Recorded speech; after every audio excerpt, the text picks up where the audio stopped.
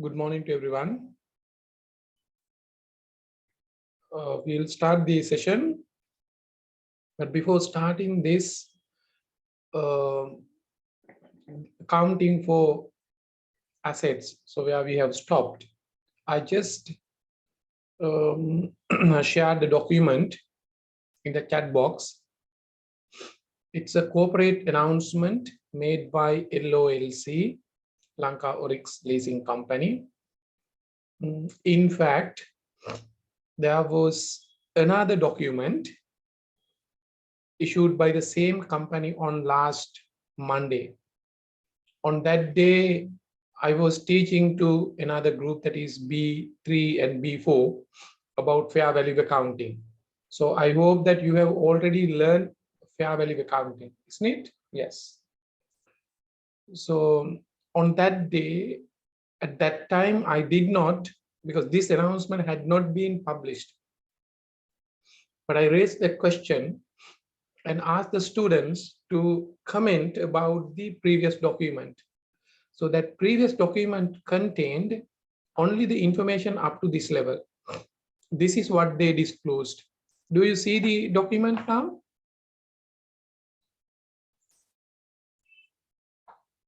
Hello? Do you hear me? Right. So up to this level, then there was a big question by that time: at what prices are these shares going to be transferred to a newly formed company?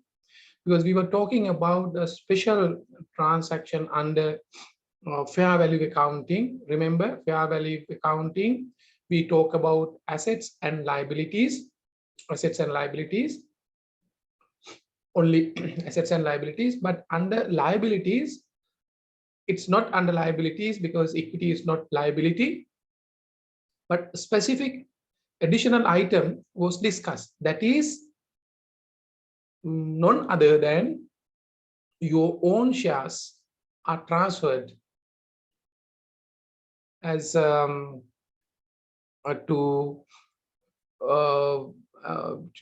not share, what we call not share based payment. If your own company shares are transferred within to settle a kind of consideration, their own shares, then they also should be recognized at fair value. So that was the thing. Then I noticed, by reading this particular document, the fair values were not referred in the original document. Then I asked students to be in touch and find the information and discuss the same with the respective lecturers. Immediately after the lecture, second announcement was there. They have mentioned about these fair values, but it raises lots of questions about accounting practices, about accounting fair values, and what we learn. And all those things we learn in theory are simply disregarded by companies or misuse them. But you can't understand unless you have a good understanding about fair values. So that is the reason why, before starting today's session, I just wanted to talk about this. I'll tell you the story. I will ask only one question. Story is this: there are 3 subsidiaries under LOLC. You better do the exercise leisurely at home. I'm explaining it because of the time constraint. There are 3 subsidiaries under LOLC. Number 1 is LOLC Finance. That is a subsidiary where LOLC holds this percentage of shares. Second one is in the Colombo Stock Exchange transaction, code is CLC, Commercial Leasing and Finance PLC, where LOLC holds almost 99%. So general public holds only 1%. The third one, LOLC Development Finance, that is called Nanda Financial investment, where LOLC holds directly 55.55%, right? Directly. All those stakes, equity stakes, now have been transferred to another subsidiary created, incorporated, and listed by LOLC, that the other subsidiary, fully owned subsidiary created by LOLC is Lanka Oryx Capital Holding. This again LOCH. Try to understand this structure also might help you when you learn consolidated financial statements. As well today, it is not my task. I mean, it's not our scope of talking about consolidated financial statements, right? The structure was LOLC was on top, under which LOFC, CLC, NIFN. So now all those shares are transferred to LOCH. So what would LOLC get from LOCH? There are two options: either to get some cash if there are any other investors, or shares from LOCH. The nature of the transaction is LOLC will get shares from LOCH, new shares. Then you are going to issue new shares. Your own shares are going to be issued, whereas in other assets are transferred from your parent company.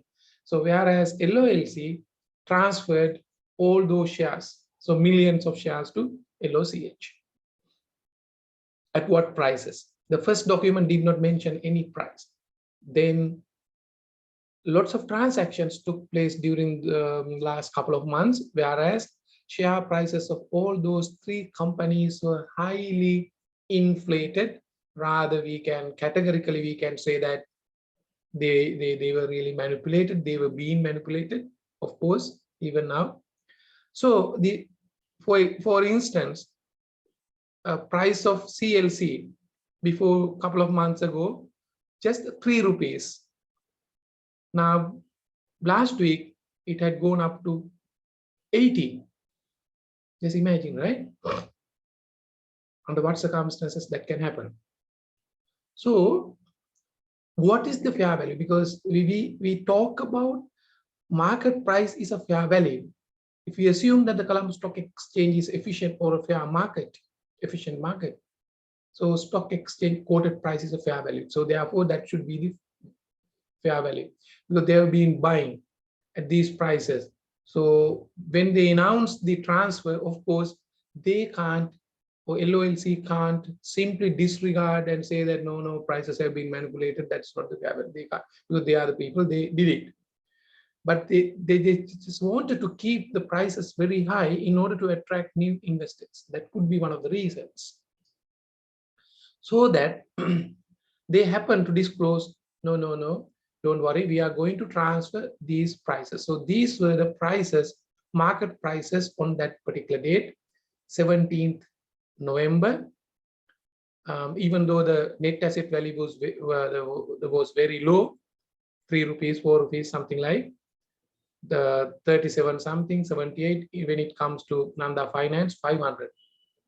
So price of this share was just 14 rupees, right, before a couple of months, right? Now you can understand, no? Then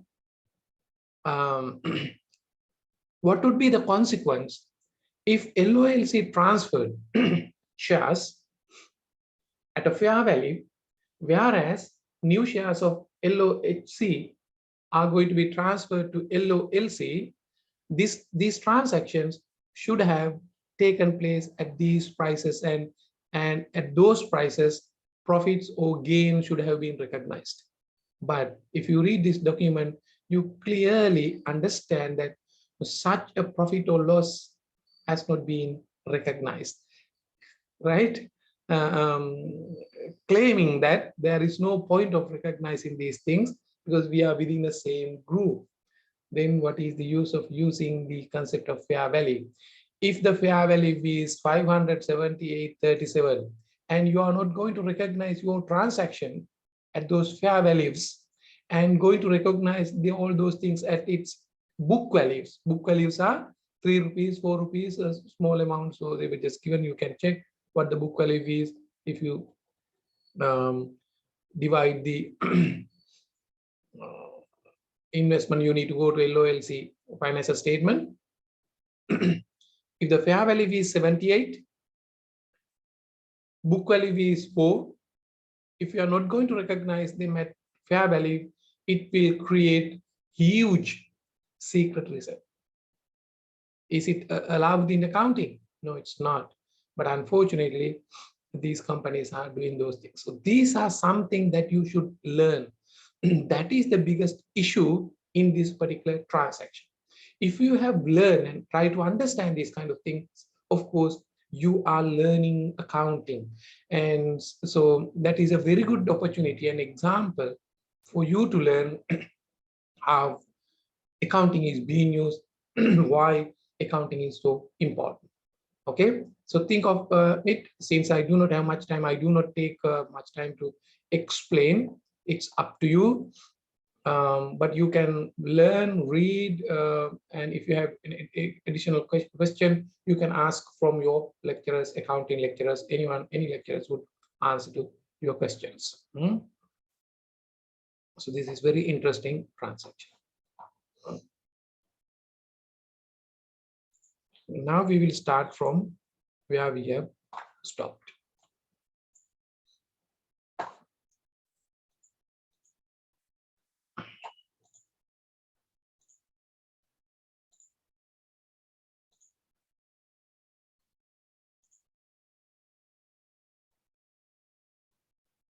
I think I have to little bit hurry up today since there are lots of things. Don't worry, but I'll explain the things. So this is where we stopped, right? We talked about biological assets. Remember? Yes, we did it.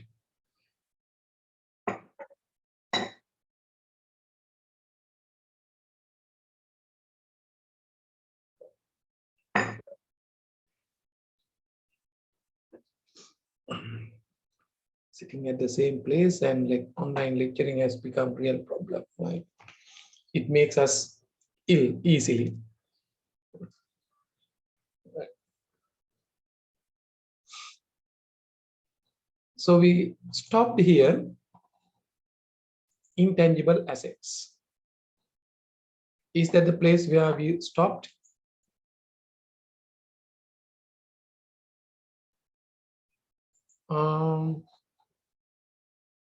Someone says you can't see the slides. Now, is it all right? Do you see the slides? Okay, thanks. Now, I'm not going to define assets. Already you know what assets are, right? And they have been defined, simply speaking, economic resources. Then you know what assets are. Intangibility is a general word, that whether we can touch it. If you can't touch it, it is intangible. Then think of assets. Intangible. How about the gold? Tangible or intangible? According to science, it's like intangible. But in the belief, it would be even tangible, the gold, because you can touch if you believe in gold, right? So there are, again, you can question whether there is a good or not, whether we have to believe in good. Not only one good, maybe many. So I'm just throwing you questions. So if you are really learning, actually your first question should be, is there a good? That should be a question from learning point of view. So that's something else. But I just told you, if you can't touch something, it is intangible.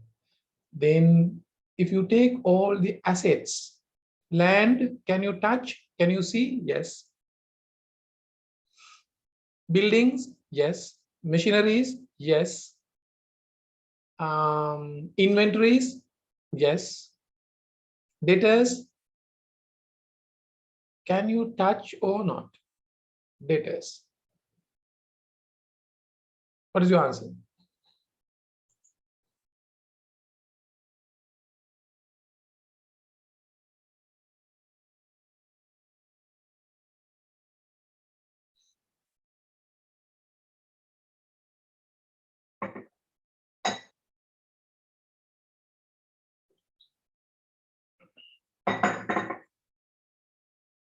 Tangible. Any answers? Is there anyone who says intangible?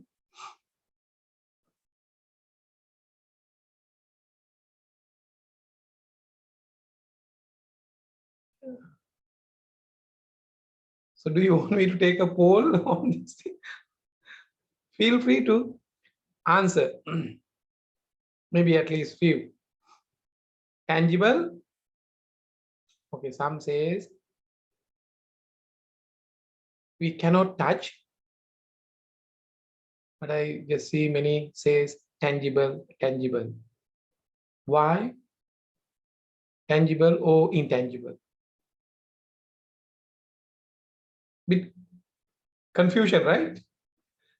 Am I confusing you? නායකයන් අල්ලන්න පුළුවන්ද?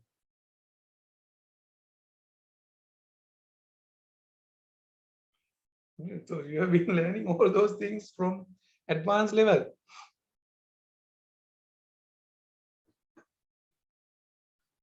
Don't worry, feel free to answer. If you quickly respond, so it saves time. Intangible. Why is it intangible? Why do you say debtors are intangible? Or account receivable are intangible? Can someone speak up? For example, if I throw your question back, assume that your company entity has sold goods to me, right, on credit. I have become a creditor to you. If you can see the things, you can touch those. Of course, there are certain things, yes, you can see, you can't touch, like the sky or mirage. Yes, I agree with that. So then if I'm your receivables or the debtor, yeah, you can see me, you can touch me, then I'm tangible, no matter whether you're going to touch. I mean, so tangibility is there, you can see. Then why do you call, what's the reason that we can't touch? Yes, I got the answer. We cannot touch the value of the credit. So actually, that is the misunderstanding. When we say debtors, account receivables, it does not mean that the person who owes you. That is a misunderstanding, right? So what's recorded in your balance sheet is not me, the amount that I owe you. So accounts receivable from Anil does not mean that Anil is there, so I'm the accounts receivable. Accounts receivable is only a nominal representation of the amount that I owe to your company. So that is the thing. So therefore, it is intangible. So likewise, you can think of all the assets, whether it is tangible or intangible, in general, in your day-to-day language. Then some assets, investments, can you touch? You can't. Cash, yes, you can. That is, you can. But if you have just converted that into an investment, that is only investment. You can't touch it.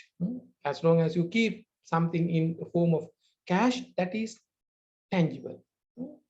So this is how you have to understand first any item given in a balance sheet as tangible or intangible. Then why do you have to learn specifically about intangible? Then that is easy. No, when it comes to intangibles are defined always remember that the learning process, what matters is the definition. You need to have a very good understanding, clear understanding about definitions. If you do not know definitions, you cannot understand it, learn it properly. For financial accounting purposes, intangibles have its own definition. So you will learn all those things in the second year in case if you come to, if you would select accounting degree program. So that is under, we have a subject called advanced financial accounting and reporting.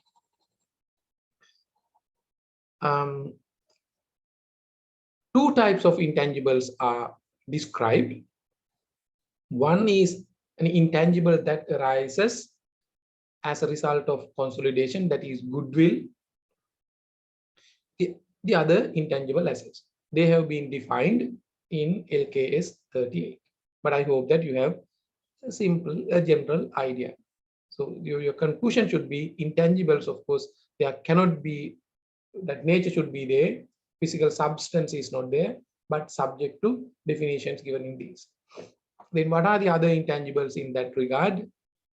Patent rights, software, even any other kind of rights are intangible. Patents, licenses, copyright, franchises. Then there would be some other intangibles as well. Whether it is an asset or not is a questionable. For example, you have built a very good relationship, even as an individual. If you know all of your friends within the batch, or you maintain very good relationships with others, in any form, maybe in love affairs or any other relationships, they are something intangibles, but we can't recognize them as assets. If you are interested in, you can read, there is a nice research paper done about the value of relationships among humans. That study is a longitudinal study. The research team has done it over a longer period of time by taking a same cohort of people. Maybe research may have been started at the age of 20, and they research their behavior, their relationship until 50, 60, 70 years. What's proven? Proven is those who had good relationships, healthy relationships, had good health, good lives. They were really enjoying the life. Very good finding. Huh?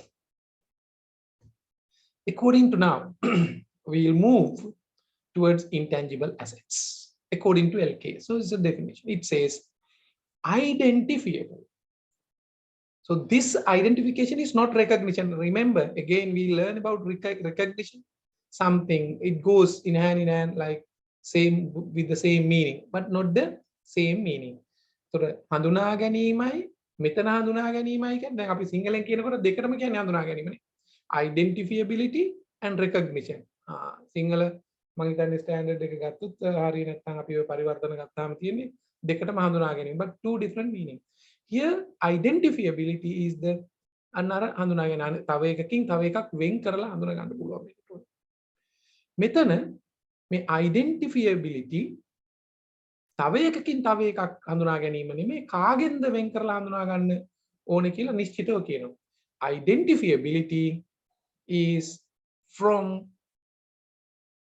separately from your entity, not from anything else.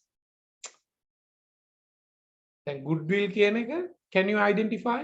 Yes, so all those items can be identified, not recognition.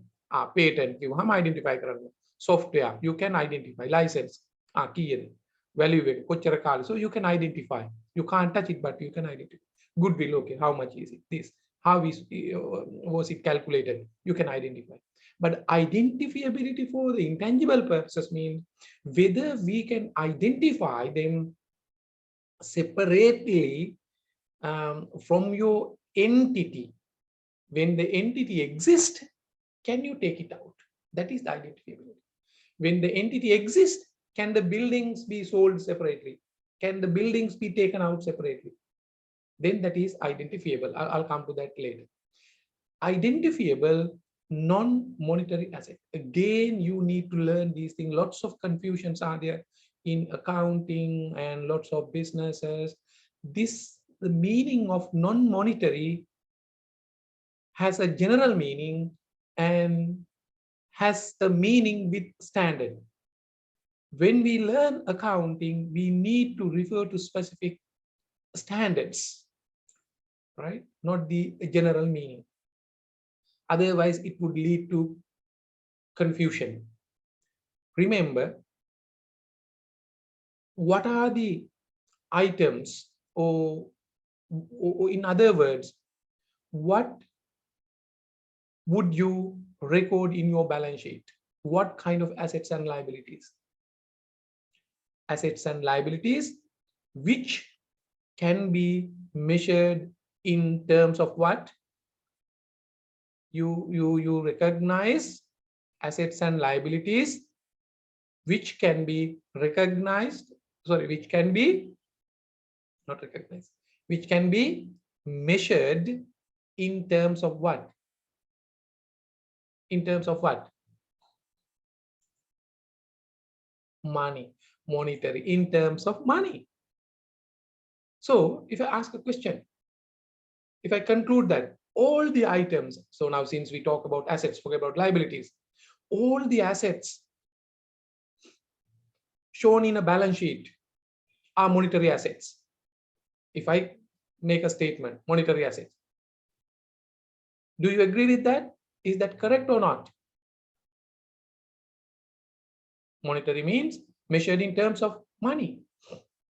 If you can't measure measure something in money, you can't bring that into the balance sheet. So I conclude. So that's the argument, way of learning. If you know a particular definition, just follow it and ask. Okay, then I conclude all the assets that are shown in the balance sheet are monetary assets. Do you agree with that? Yes, monetary measurement concept, money measurement concept. මූල්‍ය මිනිම් සංකල්පය ඉගෙන ගත්තේ ඒකයි. එහෙනම් all the assets are monetary assets. If that's the case, why are we have to worry? Why will have to worry again about monetary assets? If everything is in terms of money, ඔක්කොම මුදල් මිනුමට නම් තියෙන්නේ. ආයි monetary කතා කරන්නේ මොකද? So now here the monetary assets are used with a specific definition. Due to some reasons, so you will learn all those things when we take up each and every different accounting standards for these particular purposes, especially when it comes to intangibles. Intangibles define monetary assets again separately. So therefore, in financial accounting, even all the assets are monetary by nature, since there is a concept.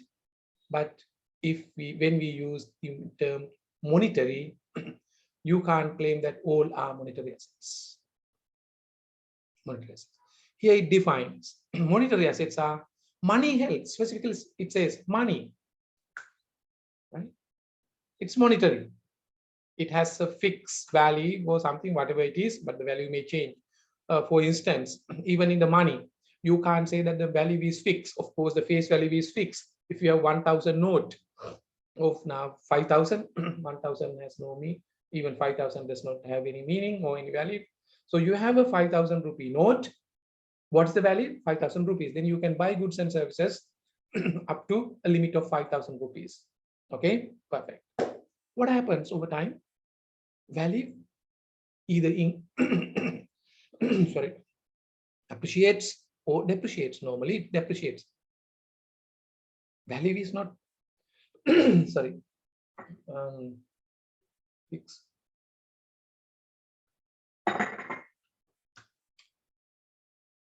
But if you think of cryptocurrency, I hope everyone is aware of cryptocurrencies.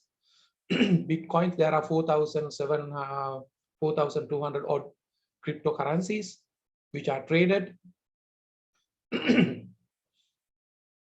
Sorry.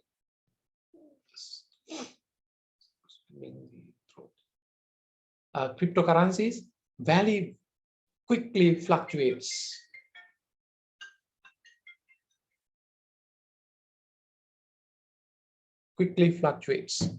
Therefore, it's not fixed, but it is, again, as long as you use as a medium of exchange, it would be money, but whatever it is, right?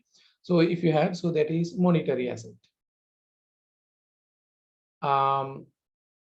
And other assets, any other assets, to be received in fixed amount. If the amount is fixed, you can't ask more, then that is monetary. Accounts receivable. If I owe you 100,000 rupees, you can't get 120,000 unless I do something wrong. But once maybe a penalty or any other extra charges. But before receiving it, it's fixed. It does not vary just over time. Therefore, it becomes a monetary item. Inventory, monetary item or non-monetary? Received or determinable amounts of money. Inventories, buildings, of course, recognized value is there, 1 million. But so in terms of money, by the time you really want to sell them, there is no assurance that you can dispose at that value. As of now, you may think, yes, that's a fair value. But there is no assurance that you can convert that item exactly into that value. So therefore, they are non-monetary non-monetary assets for the purpose of intangible assets. I hope it's clear. I hope it's clear. Why I am saying about these things, there will be a confusion in accounting when we try to learn about financial assets. Another confusion. The world is a mixture of so many definitions, right? When it comes to financial assets, so according to my definition, both financial assets and monetary assets are financed assets, like all are measured in terms of finance, but they are not the same for financial accounting purposes. Remember, again, I stress financial accounting purposes. And you need to look at what accounting standards, what accounting rule defines it. Financial assets, financial. It is different. There could be, because financial assets are again defined in some accounting standards, especially when it comes to financial instruments. Then there can be, according to within the scope of financial accounting, some monetary items are financial, some monetary items are non-financial. As I just told you, inventory is a non-monetary, right? And again, it is not financial. But accounts receivable, it is non-monetary, that is monetary assets. It's a monetary asset. But in the case of inventory, it is non-monetary. Account receivable, sorry, it's not money, it is monetary, but it becomes financial assets. So I'll take an example of monetary and non-financial, like say